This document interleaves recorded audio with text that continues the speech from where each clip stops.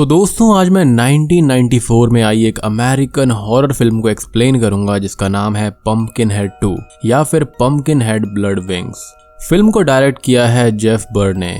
लेकिन अगर आपने इस फिल्म के फर्स्ट पार्ट को अभी तक नहीं देखा है तो पहले उस वीडियो को आप देख लीजिए, वरना आपको कुछ भी समझ नहीं आएगा, यानी कि आप इसका कॉन्सेप्ट मिस कर देंगे। और हाँ, हाल ही में मैंने द फ्यूनरल होम नाम की एक मूवी को एक्सप्लेन किया है और अगर आपने उस वीडियो को अभी तक नहीं देखा है तो जाकर जरूर देख लेना, लिंक आपको डिस्क्रिप्शन में मिल जाएगा। तो चलिए अब बिना किसी देरी के चलते हैं सीधा वीडियो की तरफ। तो फिल्म की स्टार्टिंग होती है फेरनवुड्स 1958 से, जहां पर हम टॉमी नाम के एक लड़के को देखते हैं जो कि थोड़ा एबनॉर्मल होता है और वो दिखने में काफी ज्यादा डरावना लगता है।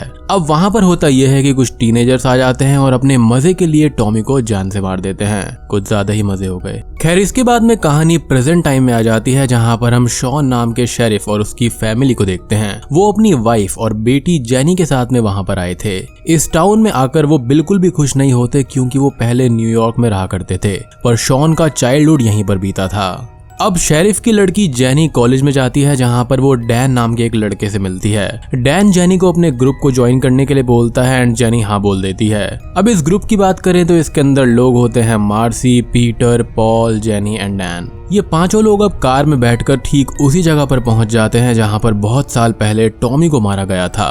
डैन इन सभी को बताता है कि ये जगह बहुत ही ज्यादा पुरानी है और लोग इसको शापित मानते हैं। यहाँ पर बहुत सारे लोगों ने सुसाइड भी किया है। अब ये लोग ऐसी बातें कर ही रहे होते हैं कि तभी वहां पर शेरिफ शॉन आ जाते हैं। शेरिफ यहाँ पर अपनी बेटी जेनी को देखते हैं और उसे गाड़ी में बैठने के लिए बोलते हैं और रास्ते में ये बात समझाते हैं कि डैन एक अच्छा लड़का नहीं है एंड वो उससे दूर रहे। बट जेनी नहीं मानती और रात को फिर से डैन और उसके दोस्तों के साथ में घूमने के लिए निकल जाती है। सभी दोस्त खूब मस्ती मजाक करते हुए खूब तेज ड्राइव कर रहे होते हैं, बट तभी इनकी कार के आगे एक ओल्ड लेडी आ जाती है एंड इनका एक्सीडेंट हो जाता है। बट जब ये लोग चेक करते हैं तो वहां पर कोई भी नहीं होता। तभी मार्सी ये बताती है कि यहीं के पास के जंगल में एक चुड़ैल रहती है एंड हो सकता है कि ये औरत वही चुड़ैल होगी जिसका हमारे साथ में अभी एक्सीडेंट हुआ है। इस पर जेनी ये कहती है कि हमें फिर उसकी हेल्प करनी चाहिए और ये सभी अब उस चुड़ैल के घर को ढूंढना शुरू कर देते हैं। ये लोग उसको ढूंढते हुए एक सर्कल के पास में आ जाते हैं जहां पर किसी की कब्र होती है। अब थोड़ी दूर और जाने पर इनको उस चुड़ैल का घर मिल जाता है जिसे हमने इस मूवी के सीरीज के फर्स्ट पार्ट में देखा था। एंड हाँ, वो चुड़ैल और ये चुड़ैल सेम है। बट अब यहाँ पर होता ये है कि वो चुड़ैल वहां पर नहीं होती और इन्हें वहां पर एक अजीब तरह का क्लॉथ मिलता है जिस पर कुछ ब्लैक मैजिक वर्ड्स लिखे हुए थे और उसी के साथ में एक छोटी सी ब्लड बॉटल भी मिलती है। इन दोनों चीजों को देखकर मार्सी ये कहती है कि शायद ये वो दोनों चीजें हैं जिससे मरे हुए इंसानों को जिंदा किया जा सकता है। इस पर डैन ये कहता है कि फिर तो हमें ये जरूर करना चाहिए, बट मार्सी ये कहती है कि ऐसा करना बहुत ही ज्यादा खतरनाक हो सकता है। और तभी वो चुड़ैल वहां पर आ जाती है और इन लोगों को वहां से बाहर जाने के लिए बोलती है। कितनी प्यारी चुड़ैल है।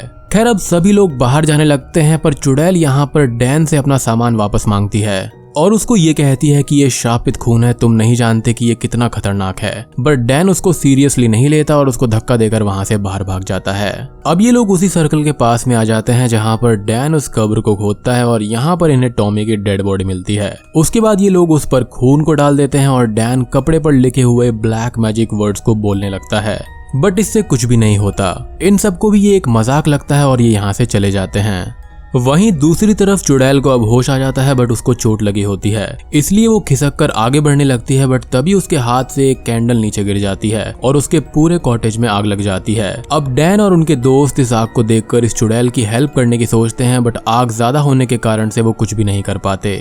वहीं दूसरी तरफ कब्र में टॉमी की डेड बॉडी के अंदर जान आ जाती है और एक बार फिर से पम्पकिनहेड जिंदा हो जाता है। अगले दिन शेरिफ इन्वेस्टिगेशन के लिए इसी जगह पर पहुंच जाते हैं जहां पर एक लेडी ये बताती है कि इस कॉटेज की ओल्ड लेडी को बचा लिया गया है। एंड आफ्टर दैट शेरिफ से मिलने के लिए अर्नस्ट नाम का एक आदमी आता है। वो ये बताता है कि उसने रात को कुछ टीनेजर्स को कार में देखा था और उन्होंने उस ओल्ड लेडी के साथ में अच्छा नहीं किया। अर्नस्ट ये कहता है कि लेडी की सारी डिटेल्स आपको हमारे मेयर और जज डिक्सन से मिल जाएगी। शेरिफ जज डिक्सन के घर जाता है जहां पर वो डैन को देखता है क्योंकि वो डिक्सन का बेटा होता है। शेरिफ डैन से ये पूछते हैं कि तुम्हारी कार पर यह डेंट कैसे आया। वो ये बताता है कि कल उसका एक्सीडेंट एक डॉग के साथ में हो गया था और तभी वहां पर डैन के फादर डिक्सन आ जाते हैं और शेरिफ उनसे कुछ बातें करता है और वहां से बाहर चला जाता है। अब रात को अर्नस्ट जब अपने खेत में खड़ा होता है तभी उसको कुछ अजीब सी आवाजें सुनाई देने लगती हैं और तूफान आना शुरू हो जाता है। वो तुरंत ही अपनी गन को रेडी कर लेता है क्योंकि उसको पता चल जाता है कि कोई ना कोई खतरा उसकी तरफ बढ़ रहा है। और तभी वहां पर हमको पंपकिन हेड को दिखाया जाता है जो कि अर्नस्ट पर हमला कर देता है और उसको जान से मार देता है। बट यहाँ पर एक क्वेश्चन उठता है कि पंपकिन हेड ने अर्नस्ट को क्यों मारा, लेकिन इसका जवाब हमको एंड में मिलेगा। अगले दिन शेरिफ मौका वारदात पर पहुंच जाता है, लेकिन वो उसकी डेड बॉडी को देखकर चौंक जाते हैं क्योंकि वो दिखने में काफी ज्यादा क्रीपी लग रही थी। आफ्टर दैट वहां पर डिक्सन भी आ जाता है और वो ये कहता है कि उसकी हालत देखकर ऐसा लग रहा है कि ये किसी जंगली जानवर का काम है, शायद से भेड़िया होगा। लेकिन तभी डलाइला नाम की एक लेडी जो कि फॉरेंसिक लैब की टीम से आई थी, वो ये कहती है कि अभी कुछ भी कहना सही नहीं है, लेकिन रिपोर्ट्स आने पर सब कुछ क्लियर हो जाएगा। तभी शेरिफ का ध्यान एक क्रॉस पर पड़ता है और ये देखकर शेरिफ ये कहता है कि हो ना हो इस मौत का इससे संबंध जरूर है और ये कोई इत्तेफाक नहीं हो सकता। अगले दिन डलाइला फॉरेंसिक लैब की रिपोर्ट्स लेकर शेरिफ के पास में आती है तो वो ये बताती है कि इसका गला किसी धारदार चीज से काटा गया है और काफी सारी हड्डियां भी टूटी हुई है और ये काम किसी जानवर का नहीं हो सकता। डलाइला शेरिफ को ये भी बताती है कि इस टाउन के अंदर काफी समय से कुछ कहानियां चल रही हैं जिस पर कुछ लोग विश्वास करते हैं और कुछ लोग नहीं, और उस हैवान का नाम है पंपकिन हेड। कहा जाता है कि जब भी किसी के साथ में कुछ गलत होता है तो पंपकिन हेड को जगाया जाता है बदला लेने के लिए, पर जो भी व्यक्ति पंपकिन हेड को बुलाता है उसे उसकी भारी कीमत चुकानी पड़ती है। पर शेरिफ इन बातों पर विश्वास नहीं करता था। और वहीं दूसरी तरफ हम एक आदमी को देखते हैं जो कि अपने घर में सो रहा होता है और तभी वहां पर पंपकिन हेड आता है और वो उसकी बैकबोन को तोड़ देता है और उसको जान से मार देता है। अगले दिन शेरिफ की टीम फिर से उसी जगह पर पहुंचती है और शेरिफ इधर उधर देखता है तो उसको फिर से उसी क्रॉस का निशान दिखता है। डलाइला शेरिफ को ये बताती है कि मेयर और जज डिक्सन एक दूसरे के अच्छे दोस्त थे, पर पास्ट के किसी इंसिडेंट की वजह से वो दोनों एक दूसरे से बोलना बंद कर चुके हैं। यानी कि इन मौतों का कुछ ना कुछ राज है और इन्हें पता है क्योंकि पहले की मौत के टाइम पर भी डिक्सन वहां पर आया था और उसे इस बात का पता था कि वो जानवर का हमला नहीं है, फिर भी उसने जानबूझकर ऐसा कहा। शेरिफ डायरेक्टली डिक्सन से ये पूछता है कि ये सब कुछ जो हो रहा है इन सब के बारे में आप जो कुछ भी जानते हैं मुझे बता दीजिए, लेकिन डिक्सन ये कहता है कि मैं कुछ भी नहीं जानता। उसके बाद शेरिफ अपने घर चला जाता है, जिसके बाद वो कुछ डॉक्यूमेंट्स देख रहा होता है और अपनी वाइफ को ये बताता है कि यहाँ पर बहुत साल पहले टॉमी नाम का एक बदसूरत लड़का जंगल में रहा करता था। उसका चेहरा सच में बहुत ही ज्यादा खतरनाक था, इसलिए सब लोग उससे बहुत ही ज्यादा डरते थे। उन सभी लोगों का ये मानना था कि वो एक शैतान है। लोगों ने उसके बारे में अफवाह फैला रखी थी कि जो कोई भी उसके पास में जाएगा टॉमी उसका दिल निकाल कर खा लेगा। लेकिन तभी शेरिफ अपने पास्ट की एक घटना को बताते हैं कि वो एक बार खेलते हुए उसी कुएं के पास में पहुंच जाते हैं एंड टॉमी भी वहां पर बैठा होता है।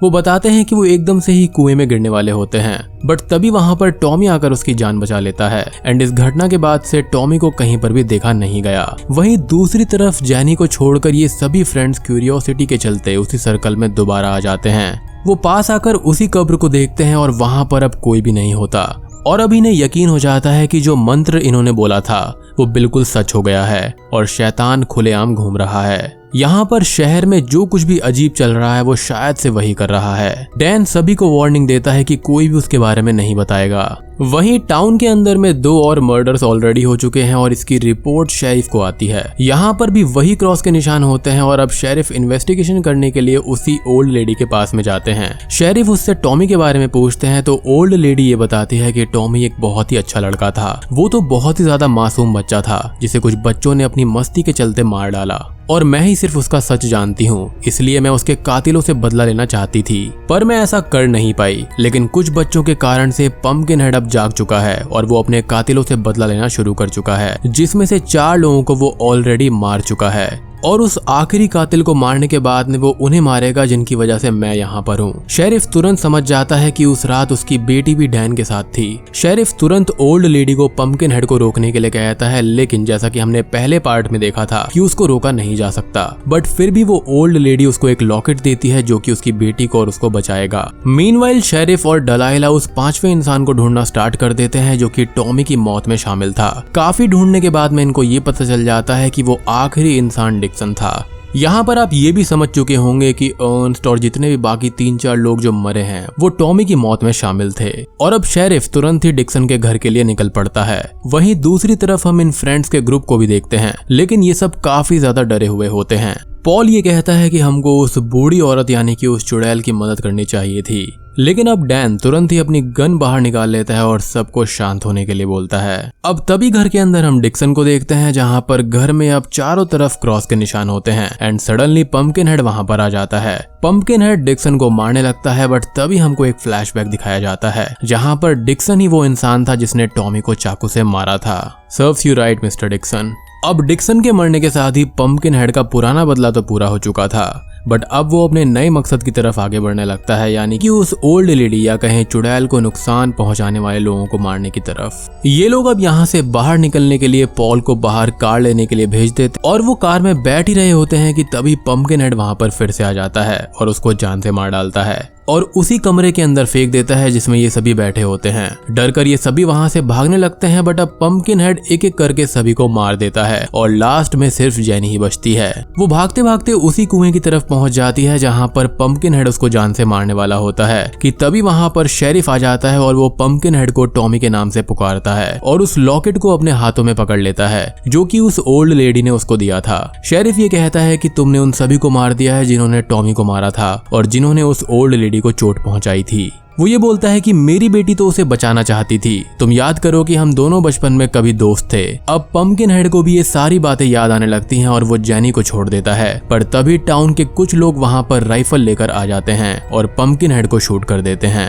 वो लोग उसे कुएं के ऊपर लटकाकर उसी कुएं में उसको गिरा देते हैं और पंपकिनहेड जलकर मारा जाता है। हालांकि शेरिफ को इस बात का काफी दुख होता है कि टॉमी की सच्चाई सबके सामने नहीं आ पाई और अंत में शॉन को एक टॉय मिलता है जो कि उसने बचपन में टॉमी को दिया था और बूम, ये फिल्म यहीं पर खत्म हो जाती है। तो दोस्तों, ये थी पंपकिनहेड 2 की कहानी। उम्मीद करता हूँ कि आपको ये फिल्म पसंद आई होगी।